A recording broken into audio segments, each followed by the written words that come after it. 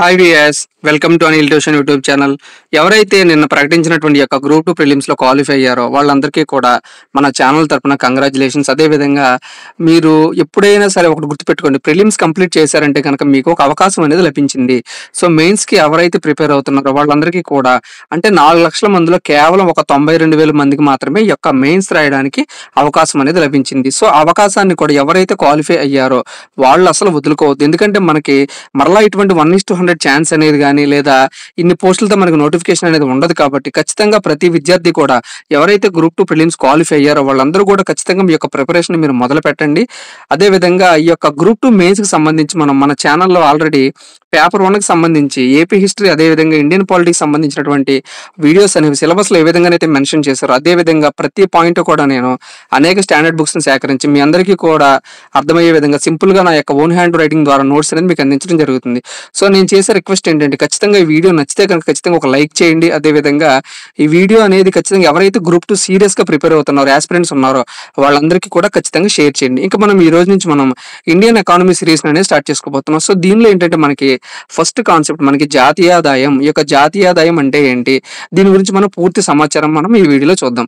So అసలు ఏంటంటే ఈ యొక్క ఎకానమీకి సంబంధించి ఎలా చదవాలంటే మీరు అందరూ కూడా ఏంటంటే ఈ యొక్క ఇండియన్ ఎకానమీ అయినా సరే ఏపీ ఎకానమీ అయినా సరే బేసిక్స్ అనేవి మీకు ఫస్ట్ స్ట్రాంగ్గా ఉండాలి. సో నేను చాలా మందిని అబ్జర్వ్ చేసింది ఏంటంటే చాలా మంది ఏదో ప్రిపేర్ అయిపోతూ ఉంటారు. వాళ్ళ దగ్గర ఉన్నటువంటి స్టాండర్డ్ బుక్స్ ఒక 2-3 పుస్తకాలు పక్కన పెట్టేసుకుని ఆ పుస్తకాలను బట్టేయడం, ఆ పుస్తకంలో ఉన్న కాన్సెప్ట్ అంతా కూడా గుర్తుపెట్టేసుకోవడం, సంవత్సరాలు వచ్చినటువంటి వాల్యూస్ అన్ని కూడా గుర్తుపెట్టేసుకోవడం, ఆ Q1 రేషియోలో మనకు ఇండియా యొక్క జీడిపి అనేది ఎంత ఉంది, Q2లో ఇండియా జీడిపి అనేది ఎంత ఉంది, ఆ జీడిపి వాల్యూస్ అనేవి ఏ విధంగా ఉంటున్నాయి, అమెరికన్ జీడిపి ఎంత, రష్యా జీడిపి ఎంత ఉంది, మన భారతదేశం అనేది ప్రపంచంలో 5వ ప్లేస్లో ఉంది. ఈ విధంగా వాళ్ళు ఏంటంటే ఒక బట్టి విధానం ప్రకారం ఎకానమీని చదువుకుంటూ వెళ్తారు. కానీ ఎకానమీ అనేది ఎట్టి పరిస్థితుల్లో ఆ విధంగా బట్టి ప్రకారం చదవకూడదు. ఏంటంటే ఫస్ట్ ఏంటంటే మీరు ఒక బేసిక్స్ అనేవి నేర్చుకోవాలి. ఆ బేసిక్స్ అనేవి నేర్చుకున్న తర్వాత మాత్రమే మీరు ఇండియన్ ఎకానమీని చదవాల్సి ఉంటుంది. సో ఆ బేసిక్స్లో భాగంగా మనకి సిలబస్లో మెన్షన్ చేసింది ఏంటంటే ఫస్ట్ ఆఫ్ ఆల్ మనకి జాతీయ ఆదాయం అంటే నేషనల్ ఇన్కమ్ అంటే ఏంటి, సో ఈ యొక్క నేషనల్ ఇన్కమ్ గురించి మనం అసలు జీడిపి అంటే ఏంటి, ఈ యొక్క జీడిపి గురించి కొన్ని కాన్సెప్ట్స్ అనేవి సింపుల్గా అందరికి అర్థమయ్యే విధంగా నేను ఎక్స్ప్లెయిన్ చేస్తా చూడండి.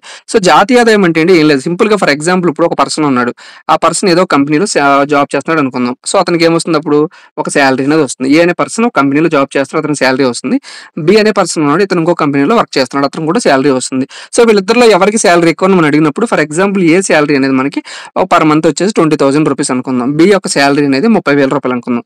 అంటే ఆటోమేటిక్గా మీరు ఎవరి శాలరీ ఎక్కువ అంటే ఏం చెప్తారు, బి శాలరీ అనేది ఎక్కువ అని చెప్తారు. ఎందుకని మనకు కనిపిస్తుంది కాబట్టి అతని శాలరీ అనేది ఇతనికంటే ఒక 10,000 రూపీస్ ఎక్కువ ఉంది కాబట్టి ఖచ్చితంగా బి శాలరీ ఎక్కువ కాబట్టి మనకి బి అనే వ్యక్తికి శాలరీ అనేది ఎక్కువ ఉందని చెప్పుకోవచ్చు. అదేవిధంగా ఒక దేశాలకి ఈ విధంగా మనం మనుషులు కాకుండా దేశాలకు చూసినప్పుడు అంటే ఏ విధంగా ఒక దేశం అనేది ఎంత అనేది ఇన్కమ్ అనేది సంపాదిస్తుంది, వాళ్ళ ఇన్కమ్ అనేది ఎంత సంపాదించినప్పుడు వాళ్ళ యొక్క ఇన్కమ్ అనేది ఎంత సంపాదిస్తే వాళ్ళు అంత అద్భుతంగా వాళ్ళ యొక్క ఇన్కమ్ పరిస్థితిని పెంచుకున్నట్టు అర్థం. కాబట్టి మనం ఈ విధంగా కూడా ఏంటంటే ప్రతి దేశానికి కూడా ఎంత ఇన్కమ్ అనేది ఉంది, సో ఆ విధంగా మనం క్యాల్కులేట్ చేసినప్పుడు మాత్రమే ఆ దేశం అనేది ఏ విధంగా అభివృద్ధి పదంలో ముందుకు కొనసాగుతుంది, ఏ విధంగా వాళ్ళు అభివృద్ధి పదంలో ఉన్నారు, అంటే వాళ్ళ అభివృద్ధి అనేది జరుగుతుందా లేదా, అభివృద్ధి అనేది ఏ విధంగా జరుగుతుంది అన్ని అంశాలు కూడా మనకి ఎలా అర్థమవుతాయి అంటే ఆ దేశం యొక్క ఇన్కమ్ అనేది ఏ విధంగా ఉంది. సో మనం చూసినప్పుడు ఏ విధంగా అయితే ఒక వ్యక్తి ఇన్కమ్ అనేది ఎక్కువగా ఉన్నప్పుడు మనం ఏమని ఆలోచిస్తుంది, ఎక్కువగా అతని ఇన్కమ్ ఎక్కువగా ఉందంటే దాని అర్థం ఏంటంటే అతను ఆటోమేటిక్ ఎక్కువ సంపాదిస్తాడు. సో ఎక్కువ సంపాదించాడంటే ఏంటి, అతనికి ఉన్నటువంటి నీడ్స్ ఏవైతే ఉన్నాయో అవన్నీ కూడా అతను ఫుల్ఫిల్ చేసుకుంటాడు. అదే విధంగా అతను ఏంటంటే ఒక లగ్జరీ కింద అతను తన యొక్క జీవితాన్ని వెళ్ళబుచ్చుతూ ఉంటాడు. అంటే ఎప్పుడైతే ఈ యొక్క ఇన్కమ్ అనేది ఒక మనిషికి ఎక్కువగా ఉందో ఆ మనిషి యొక్క క్వాలిటీస్ అనేవి ఎక్కువగా ఉంటాయి, అంటే అతనికి ఛాన్సెస్ అనేవి ఎక్కువగా ఉంటాయి. అంటే ఫర్ ఎగ్జాంపుల్ అతను బైక్ బదులు కారు కొనుక్కుంటూ ఉంటాడు. అదే విధంగా ఒక నార్మల్ హౌస్ లో కాకుండా అతను ఒక డూప్లెక్ హౌస్ లో ఉండడం జరుగుతుంది. అదే విధంగా అతను ఉన్నటువంటి అవసరాలన్నీ కూడా ఏంటంటే అతను తీర్చుకోగలుగుతాడు అనమాట, ఎప్పుడు అతనికి శాలరీ అనేది ఎక్కువగా ఉన్నప్పుడు. అదే విధంగా ఒక దేశానికి జాతీయ ఆదాయం అనేది ఎక్కువగా ఉన్నప్పుడు మాత్రమే ఆ దేశానికి సంబంధించి అభివృద్ధి కానీ లేదా ఆ దేశంలో ఉన్న ప్రజలు ఎవరైతే ఉన్నారో వాళ్ళందరూ సుఖ సంతోషాలు అన్ని కూడా దేని మీద ఆధారపడి ఉంటాయి అంటే ఆ కంట్రీ యొక్క జీడిపి మీద, అంటే ఏంటంటే జాతీయ ఆదాయం మీద ఆధారపడి ఉంటాయి. కాబట్టి మనం అసలు ఈ యొక్క జాతీయ ఆదాయాన్ని ఏ విధంగా క్యాల్కులేట్ చేయాలో చూద్దాం చూడండి. సో ఫస్ట్ ఏంటంటే ఈ యొక్క జాతీయ ఆదాయాన్ని క్యాల్కులేట్ చేయడానికి మనకి 4 మెథడ్స్ ఉంటాయి. సో ప్రతి మెథడ్ గురించి కూడా మనం ఎక్స్ప్లెయిన్ చేసుకుందాం. సో ఫస్ట్ ఏంటంటే దీంట్లో అసలు జీడిపి అంటే ఏంటో చూద్దాం. సో జీడిపి అంటే ఏంటంటే గ్రాస్ డొమెస్టిక్ ప్రొడక్ట్, అంటే తెలుగులో ఏమంటారంటే దీన్ని స్థూల దేశీయోత్పత్తి, తర్వాత ఎన్డిపి నెట్ డొమెస్టిక్ ప్రొడక్ట్, తర్వాత GNP gross national product, so తర్వాత NNP net national product. So ఇవన్నీ కూడా ఏంటంటే మన నేషనల్ ఇన్కమ్ మెజర్ చేయడానికి ఒక మెథడ్స్ ఉంటాయి అనమాట. అంటే ఏదైనా సరే ఒక ఇన్కమ్‌ని కాలిక్యులేట్ చేయాలంటే మనం ఇందాక సాలరీ అనే బేస్ మీద మనం ఇతని ఇన్కమ్ అనేది కాలిక్యులేట్ చేసాం. ఒకవేళ ఒక్కొక్కసారి సాలరీ ఉన్నటువంటి పర్సన్ కాకుండా ఇంకొక పర్సన్ ఉన్నాడు. అతనికి సాలరీ లేదు. కానీ అతనికి భూమి మీద ఎక్కువ ఆదాయం అనేది వస్తుంది. అంటే ఫర్ ఎగ్జాంపుల్ అతనికి ఒక 10 ఎకరాల భూమి అనేది ఉంది. ఆ ఉన్నటువంటి 10 ఎకరాల భూమి మీద అతనికి ఇన్కమ్ అనేది ఎక్కువ రావచ్చు కదా! అంటే ఏంటి సాలరీతో కంపేర్ చేసుకుంటే అతనికి వ్యవసాయ భూమి మీద అతనికి ఎక్కువ సాలరీ వస్తుందన్నమాట. కాబట్టి ఇద్దరిలో ఎవరు ఎక్కువ ఇన్కమ్ ఎవరిది సాలరీ ఎక్కువ ఉన్నప్పుడు మనం ఎలా చెప్తాము? ఎవరిదైతే వ్యవసాయ భూమి ఉందో దానికి వచ్చినటువంటి లాభాలను మనం బేరీజ్ చేసుకుని దాన్ని బట్టి ఎవరి ఇన్కమ్ అనేది ఎక్కువ అని చెప్పి చెప్పొచ్చు అనమాట. అంటే ఈ విధంగా ఇన్కమ్ క్యాలిక్యులేట్ చేయడానికి మనకి ఇక డిఫరెంట్ మెథడ్స్ అనేవి ఏ విధంగా ఉన్నాయో అదే విధంగా ఒక దేశం యొక్క ఆదాయాన్ని కూడా క్యాలిక్యులేట్ చేయడానికి మనకి డిఫరెంట్ మెథడ్స్ అనేవి ఉంటాయి. సో అందులో ఫస్ట్ ఏంటి మనకి గ్రాస్ డొమెస్టిక్ ప్రోడక్ట్ గురించి మాట్లాడుకుందాం. ఈ యొక్క గ్రాస్ డొమెస్టిక్ ప్రోడక్ట్ ని ఎవరు క్యాలిక్యులేట్ చేస్తారంటే సెంట్రల్ స్టాటిస్టికల్ ఆఫీస్ అనేది ఈ యొక్క గ్రాస్ డొమెస్టిక్ ప్రోడక్ట్ ని క్యాలిక్యులేట్ చేయడం జరుగుతుంది అనమాట. ఇంకోటి ఏంటంటే ప్రతి దాంట్లో చూసినట్లయితే ఇక్కడ మనకి ప్రొడక్ట్ అనేది కామన్ గా ఉందన్నమాట. అసలు ఫస్ట్ ఆఫ్ ఆల్ ప్రొడక్ట్ అంటే ఏంటి అంటే ఒక ఉత్పత్తి అంటే ఏంటంటే ఫర్ ఎగ్జాంపుల్ మన ఇంట్లో చూసినట్లయితే మన కిరాణా షాప్కి అనేక వస్తువులు అనేవి మనం కొనుక్కొస్తూ ఉంటాం. అందులో మన జామ్స్ కానీ బ్రెడ్స్ కానీ మన ఇంట్లో కావాల్సినటువంటి గ్రాసరీస్ ఏవైతే ఉన్నాయో అవి కానీ ఉల్లిపాయలు అవన్నీ కూడా మనం కొనుక్కొస్తుంటాం. కాబట్టి అవన్నీ ఏంటి ఎవరో ఉత్పత్తి చేస్తే మనం వాటిని కొనుక్కొచ్చాం కాబట్టి వాటి అన్ని ఏమంటారంటే ప్రొడక్ట్స్ అంటారు. సో వీటినే కాకుండా సర్వీసెస్ అంటే సేవల్ని కూడా మనం ఈ యొక్క ప్రొడక్ట్స్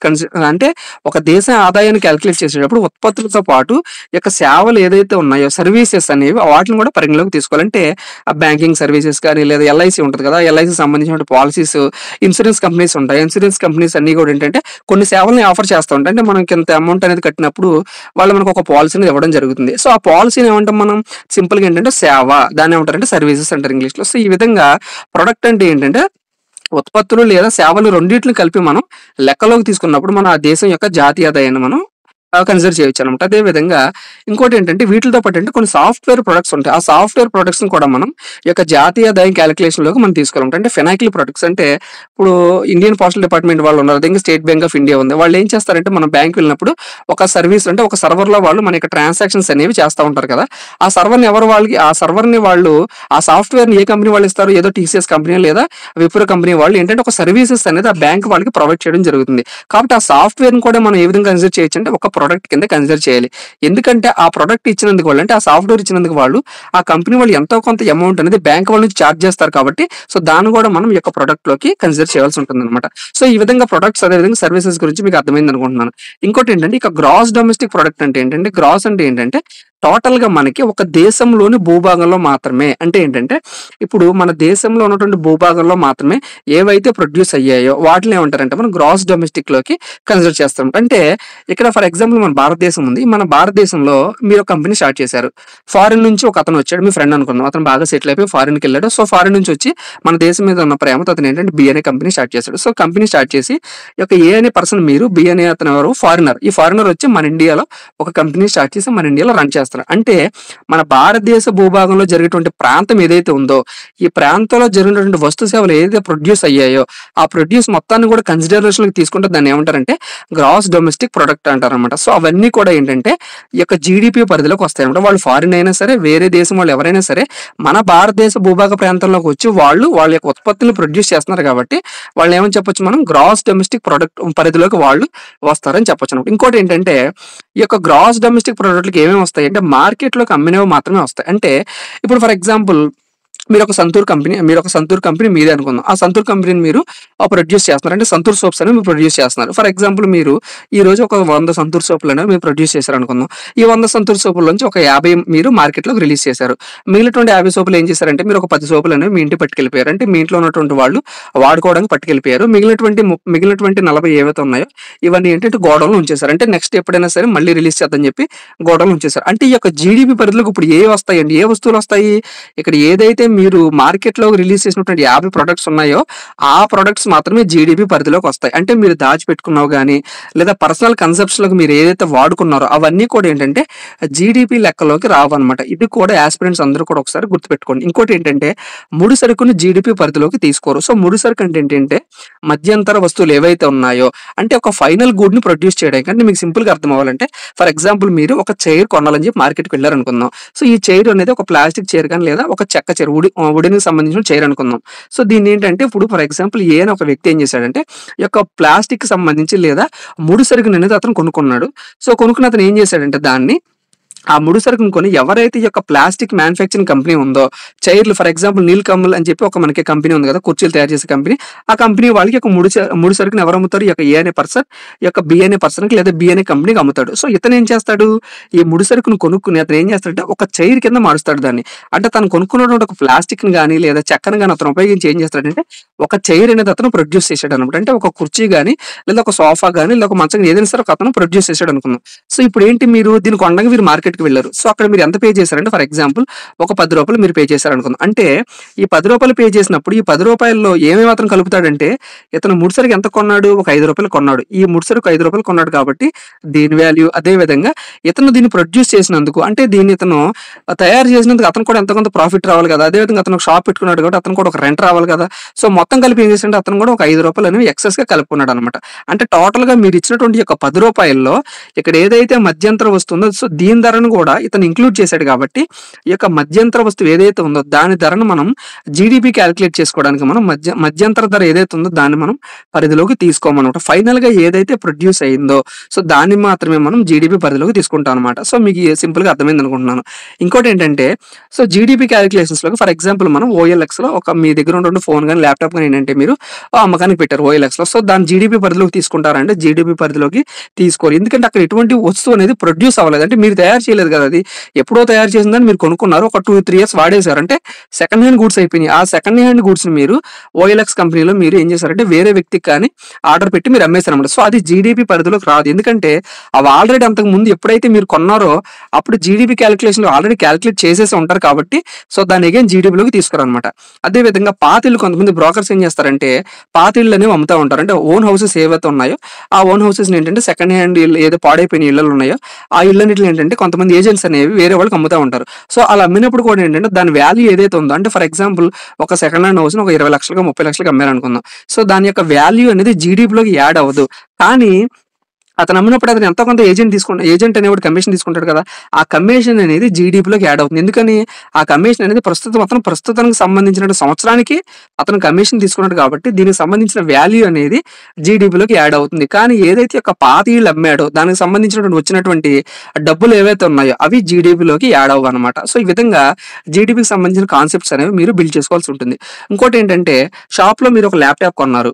ఆ ల్యాప్‌టాప్ అనేది జీడీ పరిధిలోకి వస్తుంది. ఎందుకని? అతను ప్రస్తుతం సంవత్సరంలో ల్యాప్‌టాప్ కొనుండాలి ఖచ్చితంగా. కానీ ఫర్ ఎగ్జాంపుల్ ఒక 2010 సంవత్సరంలో అతను ఒక ల్యాప్‌టాప్ కొన్నాడు. ఆ ల్యాప్‌టాప్ అనేది అమ్ముడుపోలేదు. కానీ 2011 సంవత్సరంలో కూడా అతని దగ్గరే ఉంటుంది కదా ల్యాప్‌టాప్. అమ్ముడుపోలేదు కదా అని చెప్పి అతను ల్యాప్‌టాప్ పడేయడుగా. సో, మీరు 2011లో వెళ్లారు. అతను మీకు అమ్మాడన్నమాట. అది జీడీపీ పరిధిలోకి వస్తుంది. ఎందుకంటే అతని యొక్క 2010 సంవత్సరం నుంచి 11 సంవత్సరం వరకు అతని దగ్గర పెట్టుకున్నందుకు అతను ఏం చేస్తాడు కొన్ని టాక్సెస్ అనేవి అతను యేసుకుని సో, దానికి నష్టం రాకుండా అతను ఏం చేస్తాడంటే మనకు అమ్ముతాడు కాబట్టి ఖచ్చితంగా అది జీడీపీ పరిధిలోకి వస్తుంది. అలా కాకుండా అది పాత సంవత్సరంలోనే ఉండి అదే సంవత్సరంలో గనుక అమ్మినట్లయితే గనుక అది జీడీపీ పరిధిలోకి రాదు. అంటే సింపుల్‌గా ఏంటంటే సేమ్ ఫైనాన్షియల్ ఇయర్‌లో కొనాలి. సేమ్ ఫైనాన్షియల్ ఇయర్‌లో అమ్మారంటే ఈ సంవత్సరం అతను ల్యాప్‌టాప్ కొనాలి. ఇదే సంవత్సరంలో అతను ల్యాప్‌టాప్ అమ్మినట్లయితే దాని వాల్యూ మొత్తం కూడా ఏంటంటే మనకి జీడీపీ పరిధిలోకి వస్తుంది. ఇంకోటేంటంటే మీరు ఒక ఫ్లాట్ కొన్నారనుకుందాం. ఫర్ ఎగ్జాంపుల్ మీ దగ్గర ఎక్కువ డబ్బులనేవి ఉన్నాయి. మీరు ఒక ఫ్లాట్ తీసుకున్నారు. ఆ ఫ్లాట్ కొన్నప్పుడు దాని వాల్యూ ఏదైతే ఉందో అది జీడీపీ పరిధిలో ఖచ్చితంగా వస్తుంది. మరి ఇక్కడ ప్రొడ్యూస్ అవ్వలేదు కదా వస్తువు అనేది. కానీ ప్రొడ్యూస్ అవ్వకపోయినా సరే ఇక్కడ ఏంటంటే అది కొంతమంది ఏంటంటే తమ వద్దే ఉంచుకుంటారన్నమాట. అంటే కొంతమంది గోల్డ్ గాని లేదా ఫ్లాట్స్ గాని ఏంటంటే కొనుక్కొని తమ వద్దే ఉంచుకుంటారు కాబట్టి అవన్నీ కూడా ఏంటంటే జీడీపీ పరిధిలోకి వస్తాయన్నమాట. సో, ఇది జీడీపీకి సంబంధించినటువంటి బేసిక్ ఇన్ఫర్మేషన్. ఇంకోటి ఏంటంటే ఈ జీడీపీ అనేది ఫ్యాక్టర్ కాస్ట్ దగ్గర క్యాలిక్యులేట్ చేయొచ్చు. అదేవిధంగా అసలు మార్కెట్ కాస్ట్ దగ్గర కూడా క్యాలిక్యులేట్ చేయొచ్చు. అసలు ఫ్యాక్టర్ కాస్ట్ ఏంటంటే మార్కెట్ కాస్ట్ అంటే సింపుల్‌గా చూద్దాం. ఫ్యాక్టర్ కాస్ట్ అంటే ఏంటంటే సింపుల్‌గా ఏం లేదు. మీరు ఫ్యాక్టరీ దగ్గరికి వెళ్ళాలి. ఫ్యాక్టరీ దగ్గరికి వెళ్లి మీరు దాని యొక్క ఖర్చు ఎంత అయిందని చెప్పి మీరు తెలుసుకున్నారనుకోండి అది ఫ్యాక్టర్ కాస్ట్. ఫర్ ఎగ్జాంపుల్ ఇప్పుడు మీరు ఒక సంతూర్ సోప్ అనేది దానికి సంబంధించి మీరు సంతూర్ సోప్ ఎంత అయింది తెలుసుకోవాలనుకున్నారు. మీరు మార్కెట్‌కి వెళ్ళినప్పుడు దాని వాల్యూ రూ. 10 అని తెలిసింది. అసలు నిజంగా ఇది రూ. 10 ఉందా లేదా? మనకేమన్నా షాప్ కీపర్ ఏమన్నా మోసం చేస్తున్నాడా అని చెప్పి మీరేం చేశారంటే ఒక ఫ్యాక్టరీ దగ్గరికి వెళ్లారనుకుందాం. అంటే ఏదైతే మ్యానుఫ్యాక్చర్ కంపెనీ ఉందో ఆ కంపెనీ దగ్గరికి వెళ్ళిపోయి మీరు అసలు యొక్క సబ్ ఎంత అని అడిగారు. అంటే మీరు ఫ్యాక్టరీ దగ్గరికి అంటే కంపెనీ దగ్గరికి వెళ్ళిపోయి దాని యొక్క వాల్యూ గనుక మీరు అనాలిసిస్ చేసినట్లయితే అంటే దాని వాల్యూ ఎంత ఉందనేది మీరు అర్థం చేసుకున్నట్లయితే సో, దాన్ని ఏమంటారంటే ఫ్యాక్టర్ కాస్ట్ అంటారు. అంటే ఆ ఫ్యాక్టరీ దగ్గరికి మీరు వెళ్ళి అక్కడ ప్రొడ్యూస్ అయినటువంటి గూడ్ ఏదైతే ఉందో అది ఇంకా మార్కెట్‌లోకి రాలేదు. ఆ ఫ్యాక్టరీ దగ్గర ప్రొడ్యూస్ అయినటువంటి కాస్ట్ ఎంత ఉందో దాన్ని మీరు కాలిక్యులేట్ చేస్తే దాన్ని ఏమంటారంటే ఫ్యాక్టర్ కాస్ట్ అంటారు. సో, ఈ యొక్క ఫ్యాక్టర్ కాస్ట్‌లోకి ఏమేమి ఇంక్లూడ్ అయితాయంటే ఫర్ ఎగ్జాంపుల్ ఎంటర్‌ప్రెన్యూర్ అంటే ఈ యొక్క సబ్బుని తయారు చేయాలంటే అతను ఏంటి ఒక కంపెనీ పెట్టాలి కాబట్టి అతను ఎంటర్‌ప్రెన్యూర్ కాబట్టి అతనికి కూడా కొంత ప్రాఫిట్ రావాలి కాబట్టి అతను దాని అమౌంట్‌లో కలుపుకుంటాడు. అదే విధంగా ల్యాండ్ అంటే ఈ యొక్క సబ్బులనేవి మ్యానుఫ్యాక్చర్ చేయాలంటే అతను కంపెనీ పెడతారు కదా! సో, కంపెనీ పెట్టడానికి అతను ఒక ల్యాండ్ అనేది లీజ్‌కి తీసుకుంటూ ఉంటాడు కాబట్టి ఆ ల్యాండ్ మీద అతను ఏంటంటే రెంట్ అనేది పే చేయాల్సి ఉంటుంది. అదే విధంగా లేబర్ కావాలి కదా! మరి ఈ యొక్క సబ్బులనేవి లేదా ఏదైనా సరే తయారవ్వాలంటే లేబర్ అంటే మనుషులు కావాలి కాబట్టి వాళ్ళకి కూడా ఏంటంటే సాలరీస్ అనేవి ఇవ్వాలి. అదే విధంగా ఈ మొత్తం కంపెనీని నడపాలంటే అతనికి ఒక డబ్బు అనేది ఎంతో కొంత డబ్బు అనేది ఖచ్చితంగా అవసరం అవుతుంది. ఈ డబ్బు అనేది అతను ఒక లోన్ తీసుకున్నాడు అనుకుందాం ఒక బ్యాంక్ దగ్గర నుంచి. ఈ లోన్‌కి అతను ఇంట్రెస్ట్ కట్టాలి. అంటే మీరు ఫ్యాక్టరీ దగ్గరికి వెళ్ళినప్పుడు ఆ సబ్బు కాస్ట్ ఎంత అయిందని మీరు అడిగినప్పుడు అతను ఏం చెప్తాడు? అతనికి కావాల్సినటువంటి ప్రాఫిట్ కలుపుకుంటాడు. అదే విధంగా ఈ ల్యాండ్ మీద రెంట్ ఎంతో దాన్ని కూడా కలుపుకుంటాడు. లేబర్‌కి సాలరీ ఇవ్వాలి కాబట్టి సాలరీని కూడా దాంట్లో కలుపుతాడు. అదే విధంగా లోన్ ఏదైతే ఉందో లోన్ ఇంట్రెస్ట్ కడుతున్నారు కాబట్టి ఆ ఇంట్రెస్ట్‌ని కూడా దాంట్లో కలుపుకొని మీకు దాని వాల్యూ ఎంతో చెప్తాడనమాట. అంటే మీరు సింపుల్‌గా మార్కెట్ దగ్గర రూ. 10 ఉందనుకోండి. అక్కడికి వెళ్ళేటప్పటికి మీకు సబ్బు కాస్ట్ ఎంత అవుతుందంటే ఫర్ ఎగ్జాంపుల్ ఒక రూ. 8 అయిందనుకోండి. అంటే ఆ రూ. 2 అనేవి టాక్సెస్ అనమాట. సో, దాని గురించి మనం తర్వాత డిస్కస్ చేద్దాం. అంటే ప్రొడక్ట్ తయారు చేసేటప్పుడు అతనికి ఏవైతే ఖర్చులు అనేవి కలిసాయో ఆ ఖర్చులన్నిటిని కలిపినప్పుడు ప్రొడక్ట్ వస్తుంది కాబట్టి సో, దాన్నే ఫ్యాక్టర్ కాస్ట్ అంటారు. ఇంకోటి ఏంటంటే మార్కెట్ ప్రైస్. సో, సింపుల్‌గా మార్కెట్ ప్రైస్ అంటే ఏంటంటే మార్కెట్ దగ్గరికి వచ్చినప్పుడు దాని వాల్యూ ఎంత ఉంది. సో, ఫ్యాక్టరీ నుంచి తయారైపోయింది ఆ ప్రొడక్ట్ అనేది. అది మార్కెట్ దగ్గరికి వచ్చింది. సో, మరి మార్కెట్ దగ్గరికి వచ్చినప్పుడు ఎవరైతే ఈ షాప్ కీపర్ లేదా షాప్ కంపెనీ వాళ్ళు ఏం చేస్తారు? టాక్సెస్ అనేవి గవర్నమెంట్ అనేది ఇంపోజ్ చేస్తది. ఆ టాక్సెస్‌ని కలుపుకుంటాడు కాబట్టి ఆ టాక్సెస్‌ని కలుపుకొని అతను మనకు అమ్ముతాడు. అందువల్ల మనకి ఈ యొక్క ప్రొడక్ట్స్ అనేవి ఎక్కువ రేట్ ఉంటాయి. అంటే మార్కెట్ దగ్గర రూ. 8 ఉన్నటువంటి వస్తువు మన దగ్గరికి వచ్చేసరికి ఎంత అయిపోయింది అది రూ. 10 అయింది. అంటే ఈ రూ. 2 అనేవి ఏంటి? మేబీ ఇండైరెక్ట్ టాక్సెస్ అంటే టాక్సెస్ అనేవి అతను కలపడం వల్ల ఈ యొక్క రేట్ అనేది పెరిగిపోయిందన్నమాట. సో, ఈ విధంగా మార్కెట్ ప్రైస్ అంటే ఏంటంటే ఫ్యాక్టరీ కాస్ట్ దగ్గర ఎంత ఉందో దాని వాల్యూ ప్లస్ ఇండైరెక్ట్ టాక్సెస్ ఏవైనా సరే టాక్స్‌లు అనేవి కలిపాడు. ఆ టాక్స్‌ల్లోంచి సబ్సిడీలు అనేవి తీసివేయాలి. ఫర్ ఎగ్జాంపుల్ గవర్నమెంట్ ఏదైనా సబ్సిడీ ఇచ్చిందనుకుందాం. ఒక 100 సబ్బులు తయారు చేసాడు అనుకుందాం. ఆ సబ్బులు తయారు చేసినందుకు గవర్నమెంట్ ఎంతో కొంత సబ్సిడీ ఇచ్చి 100 సబ్బులు మీరు తయారు చేశారు కాబట్టి ఒక రూ. 20, రూ. 30 మేము మీకు సబ్సిడీ ఇస్తామని చెప్పిందనుకోండి. సో, అంటే ఏంటంటే ఆ సబ్సిడీ వాల్యూ అనేది మనం మార్కెట్ ప్రైస్‌లోంచి తీసివేయాలి. ఇంకోటి ఏంటంటే మీకు సింపుల్‌గా అర్థమయ్యేటట్టు ఒక ల్యాప్‌టాప్ అనేది ప్రొడ్యూస్ చేశారనుకుందాం మీరు. ఆ ల్యాప్‌టాప్ అనేది 2015లో రూ. 30,000 ఉంది. 2016లో రూ. 30,000, 2017 సంవత్సరంలో కూడా రూ. 30,000. అంటే ఏంటంటే ఈ యొక్క ప్రొడక్ట్ వాల్యూ అనేది 2015 సంవత్సరంలో ఎంత ఉందో 2016లో కూడా అంతే ఉంటుంది. 2017 సంవత్సరం కూడా అంతే ఉంటుంది. కానీ మీరు 2015లో ఆ ల్యాప్‌టాప్ కొన్నప్పుడు అతను ఏం చేస్తాడంటే కొన్ని టాక్సెస్‌ని ఇంక్లూడ్ చేసి రూ. 40,000కి అమ్మొచ్చు అదే ల్యాప్‌టాప్‌ని. 2016లో అదే ల్యాప్‌టాప్ అంటే తన రూ. 30,000 కొన్న ల్యాప్‌టాప్‌నే 2016 సంవత్సరంలో ఈ టాక్సెస్ అనేవి ఎక్కువ పెరిగినాయి అనుకుందాం. అంటే టాక్సెస్ అనేవి ఎక్కువ పెరిగినాయి కాబట్టి ఆ టాక్సెస్ వాల్యూని దాంట్లో కలిపి ఈ యొక్క రూ. 30,000 ఉన్న ల్యాప్‌టాప్‌ని రూ. 50,000కి అతను అమ్మాడనమాట. 2017 సంవత్సరంలో ఇంకా టాక్సెస్ కలిపి రూ. 60,000కి అతను అమ్మడం జరిగింది. అంటే టాక్సెస్ అనేవి ఈ విధంగా పెరిగిపోయినాయి కాబట్టి ఇక్కడ అతని ల్యాప్‌టాప్ వాల్యూ అనేది పెరిగిపోయిందనమాట. అంటే ఇక్కడ మనకి ఏమర్థం అవుతుందంటే ప్రొడక్ట్ అనేది ఒకటే ఉంది. ఒకటే ప్రొడక్ట్ ఉంది. ఆ ప్రొడక్ట్‌ని మరలా మ్యానుఫ్యాక్చర్ చేయాలి. సేమ్ ప్రొడక్ట్ ఉంది. ఆ సేమ్ ప్రొడక్ట్‌ని టాక్సెస్ కలపడం వల్ల దాని యొక్క వాల్యూ అనేది మారిపోయిందనమాట. సో, ఈ విధంగా వాల్యూ అనేది మారిపోతుంది కాబట్టి జీడీపీ అనేది మనం 2 రకాలుగా కాలిక్యులేట్ చేసుకోవచ్చు. ఎందుకని? జీడీపీ అట్ ఫ్యాక్టర్ కాస్ట్ అంటే ప్రొడ్యూస్ అయినప్పుడు దాని వాల్యూ ఎంత? జీడీపీ అట్ ఫ్యాక్టర్ కాస్ట్ అంటారు దాన్ని. ఇంకోటేంటంటే మార్కెట్ ప్రైస్ దగ్గర దాని వాల్యూ ఎంతుంది? సో, దాన్నేమంటారంటే GDP at market price. So, ఈ విధంగా ఏంటంటే జీడీపీ అట్ ఫ్యాక్టర్ కాస్ట్ కింద అదే విధంగా జీడీపీ అట్ మార్కెట్ ప్రైస్ కింద కూడా మనం మన జాతీయ ఆదాయాన్ని కాలిక్యులేట్ చేసుకోవచ్చన్నమాట. సో, ప్రస్తుతం ఏంటంటే మన భారతదేశంలో జీడీపీ అట్ మార్కెట్ ప్రైస్ కింద మన జాతీయ ఆదాయాన్ని కాలిక్యులేట్ చేయడం జరుగుతుందన్నమాట. ఇంకొకటేంటంటే ఇన్‌ఫ్లేషన్ వల్ల జీడీపీ అనేది పెరుగుతుండొచ్చు, తగ్గుతుండొచ్చు. అంటే ఫర్ ఎగ్జాంపుల్ చూద్దాం. ఇన్‌ఫ్లేషన్ వల్ల ఏంటంటే మనకి ఈ యొక్క జీడీపీ అంటే ప్రొడ్యూస్ చేసినటువంటి ల్యాప్‌టాప్ ఒకటే ఇక్కడ. కానీ దీని వాల్యూ కూడా మారుతా ఉండొచ్చు. ఎందుకనంటే ఇన్‌ఫ్లేషన్ వల్ల అంటే 2015లో రూ. 30,000 ఉంది. ద్రవ్యోల్బణం వల్ల ఏం జరిగిందంటే 2016లో అదే ల్యాప్‌టాప్ అనేది రూ. 35,000 అయింది. 2017లో అదే ల్యాప్‌టాప్ అనేది రూ. 40,000 అయిందనుకుందాం. అంటే ఈ యొక్క ఇన్‌ఫ్లేషన్ వల్ల వచ్చినటువంటి జీడీపీ వాల్యూ ఏదైతే ఉందో దాన్ని ఇన్‌ఫ్లేషన్ జీడీపీ వాల్యూస్ అంటారు. అంటే కరెక్ట్ వాల్యూస్ కాదవి. ఎందుకని ఇన్‌ఫ్లేషన్ యాడ్ అయింది కాబట్టి ఆ ఇన్‌ఫ్లేషన్ యాడ్ అవ్వడం వల్ల వచ్చిన వాల్యూస్‌ని వాటిని ఏమంటారంటే ఇన్‌ఫ్లేషనల్ జీడీపీస్ అంటారు. అంటే ఒక ప్రస్తుత ధరల్లో ఎంతైతే ఉందో దాని ప్రకారం గనక మన జీడీపీని అదేవిధంగా ఇన్‌ఫ్లేషన్ కలిపామనుకోండి. ఆ ఇన్‌ఫ్లేషన్ కలిపిన నుండి వచ్చిన వాల్యూస్‌ని ఏమంటారంటే నామమాత్రపు జాతీయం. దీన్ని ఏమంటారంటే నామినల్ జీడీపీ. అంటే ఇక్కడ మనం చూసాం కదా! నామినల్ జీడీపీ అంటే ఏంటంటే ఇక్కడ ఇన్‌ఫ్లేషన్ అనేది కలిపాడు. అంటే 2015లో ఉన్నటువంటి ల్యాప్‌టాప్ రూ. 30,000 కానీ తర్వాత ఇన్‌ఫ్లేషన్ అనేది పెరిగింది కాబట్టి దానికి ఒక రూ. 10,000 కలుపుకొని రూ. 40,000కి మనకి ల్యాప్‌టాప్ అమ్మాడు కాబట్టి దాన్ని ఏమంటారంటే నామినల్ జీడీపీ అంటారు. అంటే నామమాత్రపు జాతీయ ఆదాయం. ఎందుకంటే ఇక్కడ మనకి అతనికి కావాల్సిన ఇన్‌ఫ్లేషన్ ఏదైతే ఉందో ఆ ఇన్‌ఫ్లేషన్ కలపగా వచ్చినటువంటి ఆదాయాన్ని నామమాత్రపు ఆదాయం అంటారు. ఇలా కాకుండా మనం అసలు ఇలా ఇన్‌ఫ్లేషన్ కలుపుతూ ఉన్నాం అనుకోండి. ఒకే ల్యాప్‌టాప్ వాల్యూ అనేది ఫర్ ఎగ్జాంపుల్ ఒక 10 సంవత్సరాల తర్వాత రూ. 1,00,000 అయిపోయిందనుకుందాం. ఒక ల్యాప్‌టాపే ప్రొడ్యూస్ అయింది మొత్తం ఇండియా మొత్తం మీద. ఒక 10 సంవత్సరాల తర్వాత దాని వాల్యూ అనేది రూ. 1,00,000 అయిపోయింది. మరి దాని యొక్క జీడీపీ మనం కాలిక్యులేట్ చేసేటప్పుడు ఈ యొక్క ఇన్‌ఫ్లేషన్స్ అనేవి మారిపోతూ ఉంటాయి కాబట్టి కరెక్ట్ వాల్యూ ఎంత? అది ప్రొడ్యూస్ అయినప్పుడు దాని వాల్యూ ఎంత? అనేది మనం తెలుసుకోవాలనుకోండి. సో, అప్పుడు మనం ఏం చేస్తామంటే స్థిర ధరల వద్ద దాని యొక్క జీడీపీ అనేది ఎంత ఉందంటే సో, దాంట్లోంచి దాన్ని ఎలా కాలిక్యులేట్ చేయమో ఇన్‌ఫ్లేషన్ అనేది తీసివేయాలి.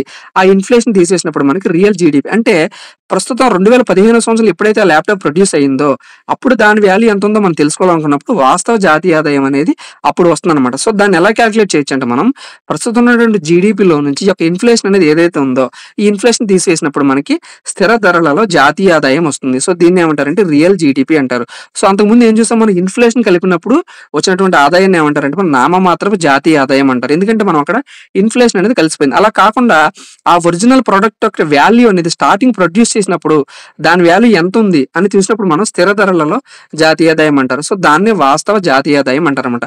సో, ఈ విధంగా మనం ఎలా కాలిక్యులేట్ చేయాలంటే ఫర్ ఎగ్జాంపుల్ చూద్దాం చూడండి. ఇక్కడ 2017లో ల్యాప్‌టాప్ అనేది రూ. 40,000 ఉంది. 2016 అంటే 2015లో ఈ యొక్క ల్యాప్‌టాప్ అనేది రూ. 30,000 ఉంది. ఇన్‌ఫ్లేషన్ వల్ల 2016లో 35,000 అయింది. 2017లో 40,000 అయింది. మనం ఈ యొక్క వాస్తవంగా దాని యొక్క వాల్యూ ఎంత అని మనం తెలుసుకోవాలనుకున్నాం. సో, దానికి ఏం చేయాలంటే ఈ యొక్క ఇన్‌ఫ్లేషన్ అనేది ఎంత ఉందో 2016లోకి 2017 సంవత్సరం నుంచి 2016లోకి ఇన్‌ఫ్లేషన్ అనేది తీసివేయాలి. తర్వాత ఏంటంటే ఈ యొక్క 35,000 నుంచి అగైన్ 2016 సంవత్సరంలోకి ఇన్‌ఫ్లేషన్ అనేది ఎంత ఉంది? అంటే ద్రవ్యోల్బణం ఎంత ఉంది? దాన్ని మనం తీసివేస్తే ఫైనల్‌గా అది 2015లో ప్రొడ్యూస్ అయింది కాబట్టి దాని వాల్యూ అనేది మనకి రూ. 30,000 అనేది మనకు అర్థమవుతుందన్నమాట.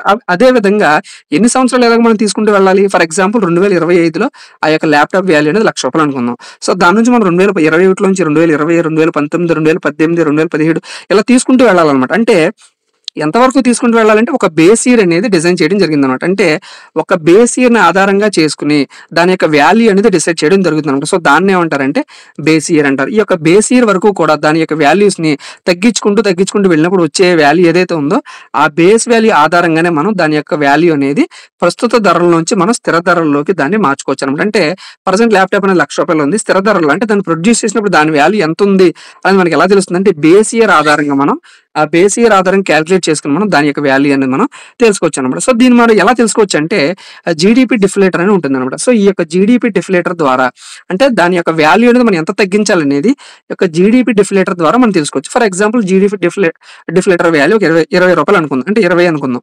అంటే ఈ యొక్క నామినల్ జీడీపీ వాల్యూ ఎంత ఉందో అది బై జీడీపీ డిఫ్లేటర్ అంటే 20 అనుకుందాం. For example nominal GDP present దాని యొక్క వాల్యూ అనేది ల్యాప్‌టాప్ వాల్యూ రూ. 40,000 మనం ప్రస్తుతం అంటే నామమాత్రంగా దాని వాల్యూ ఉంది.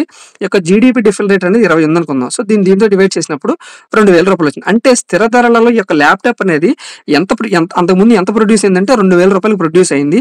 సో, తర్వాత ఏంటంటే టాక్స్‌లు అన్నీ కలిపి ఇన్‌ఫ్లేషన్ పెరగగా దాని వాల్యూ అనేది రూ. 40,000 వచ్చిందనమాట. సో, ఈ విధంగా స్థిర ధరలలో ఉన్నటువంటి వాల్యూని మనం నామమాత్రపు వాల్యూలో కన్వర్ట్ చేసుకోవచ్చు. అదే విధంగా నామమాత్రపు వాల్యూలో ఉన్న జీడీపీ మనం స్థిర ధరల్లో కూడా మనం మార్చుకోవచ్చనమాట.